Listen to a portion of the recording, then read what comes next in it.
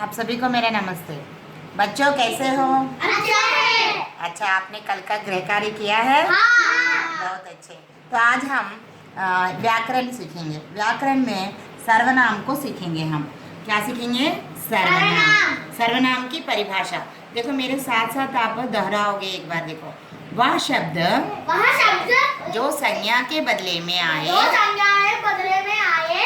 उसे सर्वनाम कहते हैं।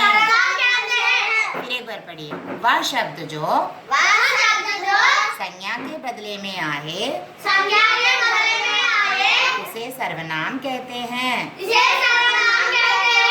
जैसे मैं, तुम, हम, वह, आप, उसका, उसकी आदि।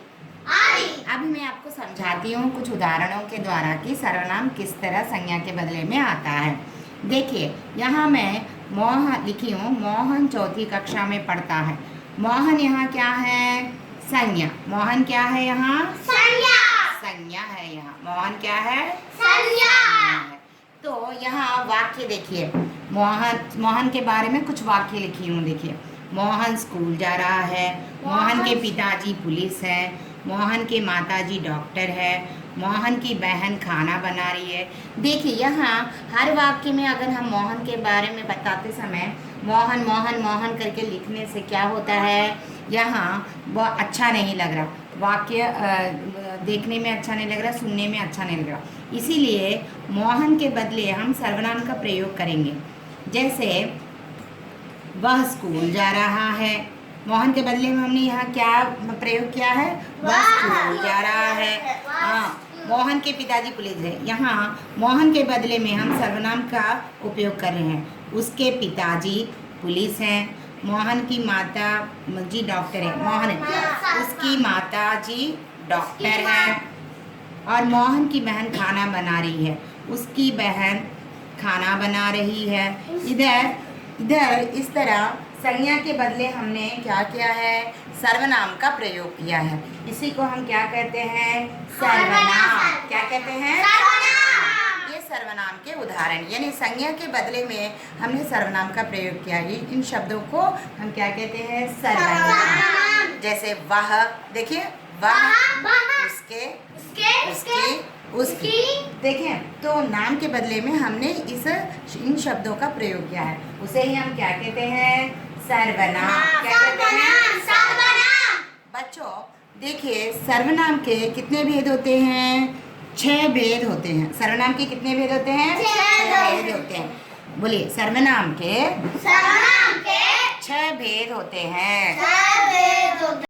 देखिए, पुरुषवाचक सर्वनाम, निश्चयवाचक सर्वनाम, अनिश्चयवाचक सर्वनाम, संबंधवाचक सर्वनाम, प्रश्नवाचक सर्वनाम,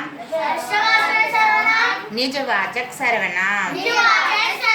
एक बार दोहराती हूँ। देखिए, सर्वनाम, निश्चयवाचक सर्वनाम, अनिश्चयवाचक सर्वनाम, संबंधवाचक सर्वनाम, प्रश्नवाचक सर्वनाम, निजवाचक सर्वनाम। माँ, बच्चों आज हम सर्वनाम में से 2 भेदों को जानेंगे। ठीक है ना? 2 भेदों को पढ़ेंगे। देखिए, पहला पुरुषवाचक सर्वनाम। जो सर्वनाम बोलने वाले, सुनने वाले तथा किसी अन्य के लिए प्रयुक्त हो। जैसे मैं पढ़ रहा हूँ, तुम पढ़ रहे हो, वह पढ़ रहा है। देखो, पुरुषवाचक सर्वनाम में यहाँ दिया गया है कि बोलने वाला, यानी मैं, जो बोल रहा है ना, वह। ओके ना? पुरुषवाचक सर्वनाम पहला मैं, जो बोलने वाले का मैं आता है, मैं। उसके बाद तुम पढ़ रहे हो, यानी सामने वाला, यानी सुनने वाला, जो सुन रहा है ना, वह। और वह पढ़ रहा है, दोनों मिलके दूसरे के बारे में बातें कर रहा है, वह हुआ। तो पुरुषवाचक सर्वनाम में ये तीनों उदाहरण हैं। देखिए, मैं, तुम, वह। देखो, पुरुषवाचक सर्वनाम का उदाहरण क्या है? मैं, तुम, वह। ओके ना, ये तीनों पुरुषवाचक सर्वनाम के उदाहरण हैं। नेक्स्ट वन, निश्चयवाचक सर्वनाम क्या है? निश्चयवाचक सर्वनाम। पढ़ो। जो सर्वनाम निश्चित वस्तु या व्यक्ति का संकेत करे उसे निश्चयवाचक सर्वनाम कहते हैं। नाम कहते हैं। जैसे यह मेरी पुस्तक है, वह माधव की गाय है, वह राम का भाई है। ओके, तो देखिए यहाँ कोई भी वस्तु या व्यक्ति निश्चित रूप से बताया जा रहा है कि यह मेरा है। ओके ना, देखिए जैसे यह मेरी पुस्तक है, यहाँ पुस्तक मेरा है, निश्चित रूप से वह पुस्तक मेरा है, इसलिए यहाँ क्या हुआ? यहाँ यह निश्चयवाचक सर्वनाम हुआ। वह माधव की गाय है, तो देखो माधव का गाय है, वहाँ गाय को दिखाकर हम बताया जा रहा है कि माधव का निश्चित रूप से वह गाय है माधव का, और वह राम का भाई है, राम का भाई निश्चित रूप से वह राम का भाई है। इसीलिए यहाँ उदाहरण दिया गया है। यहाँ देखिए, इसको निश्चयवाचक सर्वनाम कहते हैं। देखिए, निश्चयवाचक सर्वनाम का उदाहरण क्या है? देखिए, यह, वह।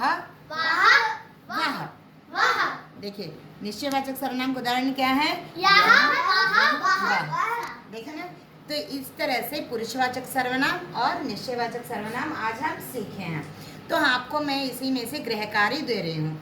देखिए, यहाँ आपको पूछा जा रहा है, देखिए गृह कार्य में सर्वनाम के कितने भेद होते हैं? यहाँ मैं दूसरा दे रही हूँ, मैं पढ़ रहा हूँ। एक वाक्य दी हूँ, इस वाक्य में सर्वनाम शब्द पहचान कर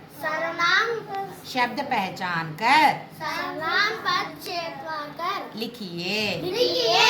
ओके, तो यहाँ पहचान कर लिखने बोल रहे हैं। इस वाक्य में से ये सर्वनाम शब्द को लिखकर आपको लेके आना है। ठीक है ना, ये दोनों आप कल गृह कार्य करके लेकर आओगे। ठीक है बच्चों? ओके, बहुत आप फिर कल मिलेंगे बच्चों।